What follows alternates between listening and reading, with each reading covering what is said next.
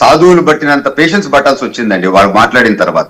రాజకీయం తెలియని వాళ్ళు ఎవరైనా కొత్త వాళ్ళు ఉంటే అరే అది వాస్తవాలు కదా అని చెప్పి అది నమ్మే అవకాశం ఉంది. కానీ రాజకీయం గురించి తెలిసిన వాళ్ళు ఒక 10-15 ఏళ్ళు ఆంధ్ర రాష్ట్రం చూసిన వాళ్ళు ఏమనుకుంటారంటే సనీ లియోన్ వచ్చి పవిత్రత గురించి మాట్లాడినట్టు ఉంటది అని చెప్పి వాళ్ళకి అర్థం.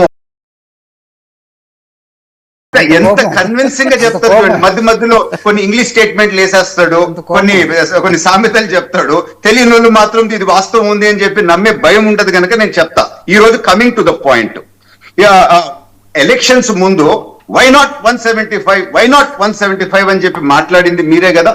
Why not 175?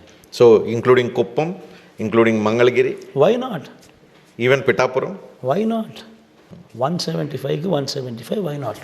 Why not why? Rajini ఎందుకు గెలవకూడదు? Rajini 175 why, Pulivendula why, Kuppam why.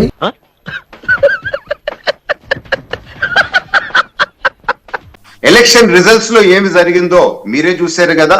మేము ప్రజల నుంచి దూరం ఉండామని చెప్పి ఎట్లా మాట్లాడతారండి? ప్రజల నుంచి దూరం ఉండింది మీరా మేమా? నమస్కారం నమస్కారం నమస్కారం. ఏంటో జనం లేరు, జనాలకు బోర్ కొట్టి వెళ్ళిపోయారు. చావురుగా అర్థం లేకుండా